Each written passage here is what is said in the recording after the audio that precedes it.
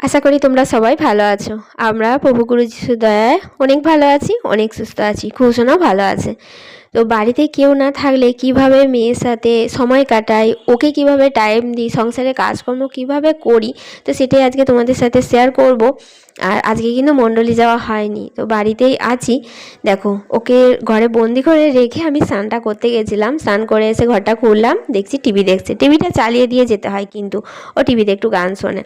তো তারপর ভাবলাম মেয়েটাকে একটু চকলেট দিই। ওর বাবা এনেছিল আগের দিন চকলেটটা, তো এখনও খাওয়ানো হয়নি। তো ভাবলাম যে আজকে একটু দিই, দেখি। তো চকলেটটা হাতে নিয়ে দেখো ডাকছি, তুমি কি চকলেট খাবে, চলে আসো। আমি কিন্তু সঙ্গে সঙ্গে মানে ওর সামনে গিয়ে দিচ্ছি না, প্রথমত ওকে বলছি খাবে যদি তাহলে চলে এসো। ও দেখো চলে আসলো, তারপর দেখো নিজে খাচ্ছে, আবার আমাকেও দিচ্ছে, মা তুমি একটু খাও। তো টুকরো একটু দিল।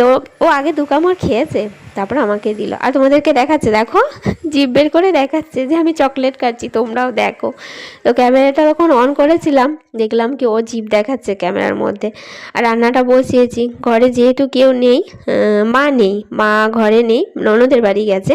তো জেঠিমা আসলো, পাশের বাড়ির জেঠিমা, নিজেরই জেঠিমা হয়, খুব ভালোবাসে। তো আমাকেও যেমন ভালোবাসে, নাতনিকে তো একদম প্রাণ।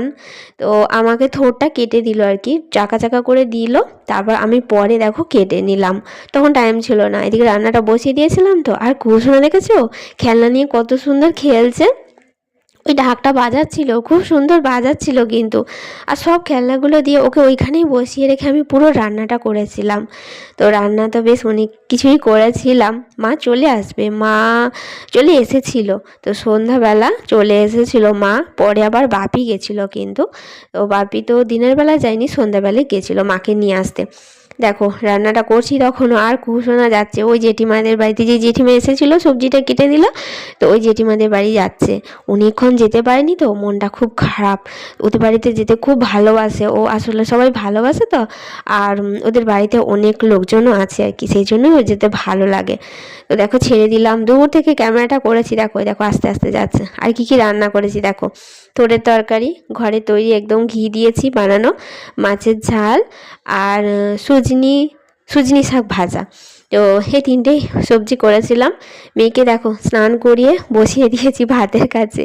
তো আগে হলো তো একদম সব কিছু ছড়াছড়ি করে ফেলতো, আস্তে আস্তে হাত দিচ্ছে। আর জামা কাপড়গুলো তুলে এনেছি ছাদ থেকে, গোছানোর টাইম নেই, পরে গোছাবো, সেই বিকেলের দিকে গোছাবো। তো খাওয়া দাওয়া হয়ে গেছে, মা মেয়েই আছি, বুঝতেই পারছো। দুপুরেতে কৌশনা ঘুমাবে না, তাই ওকে নিয়ে ছাদে আসলাম। যতক্ষণ রোদ্দুর ছিল ছাদেই ছিলাম মা মেয়ে। তো ভিজে জামা কাপড়গুলো মেলে দিলাম, যেগুলো ধুয়েছিলাম। আর দেখো শুকনোগুলো তুলে রেখেছি। আর ছাদে বসে মা মেয়ে খুব এনজয় করেছি, কিন্তু অনেকটা টাইম বসেছিলাম। তো আমগুর খাচ্ছিলাম। দেখো বাড়িতে বানানো ছিল, অনেক দিন আগে আমিই বানিয়েছিলাম, খাওয়া হয়নি। তো দেখছি এই দুদিন খাচ্ছি, বেশ ভালোই আছে, কিন্তু আর ভালোই লাগছে খেতে। আর কুশোনা এত মজা করছিল খেতে খেতে, যখন দিচ্ছিলাম না তখন আমার এই হাত ওই হাত মানে ধরে টানাটানি করছে, মানে বুঝিয়ে দিতে চাইছে যে মা আমাকে আরেকটু দাও না, আরেকটু খাবো। তো এইভাবে কিন্তু ইশারা বা হাবে ভাবে বুঝিয়ে দিচ্ছে মা ওই খাবারটা আমার আরেকটু চাই, আমাকে দাও। তো এরকম ফিলিংসগুলো এরকম বুঝিয়ে দিলে তো ভালো লাগেই। তো নিশ্চয়ই একদিন মুখেও বলবে, সেই বিশ্বাস আর ধৈর্য তো প্রভু গুরু যিশুর ওপর রেখেছি, নিশ্চয়ই হবে একদিন, ওনার ইচ্ছা থাকলে অবশ্যই হবে।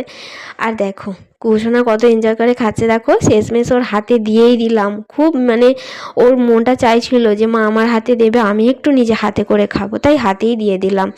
আর মুখের অবস্থা দেখো কি কিউট লাগছে না।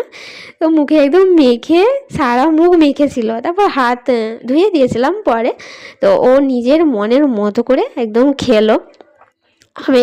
আমের জাতিগুলো তো শক্ত শক্তই ছিল, বেশ চিবিয়ে চিবিয়েও খাচ্ছিল কিন্তু।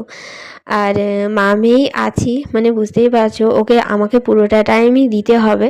আর বসে বসে জামা কাপড়গুলো গুছিয়ে নিলাম, ছাদেই গুছিয়ে নিয়েছি। আর দেখো আমাদের ছাদে দেখো, ওপরে মাচা আর নিচে হচ্ছে গাছের মানে গোড়াটা একদম মাটিতে আমার গাছ পোতা হয়, আর ছাদে তোলা হয়, কারণ সেরকম আমাদের জায়গা নেই তো একটু সবজি লাগানোর মতো, মানে শাক বিশেষ করে। তো শাকটা এইভাবেই আমাদের লাগানো হয়। আগেরবারে চাল কুমড়ো এইভাবেই লাগানো হয়েছিল, ছাদে হয়েছিল। এবার আবার দেখো মা লাউ গাছ লাগিয়েছে, আর করলা গাছও কিন্তু নিচে আছে। তারপর রাতে আসলাম, তো খাবারটা বানাচ্ছিলাম। মা বাপি চলে আসবে, একটু রাত হয়েছিল, চলে এসেছিল।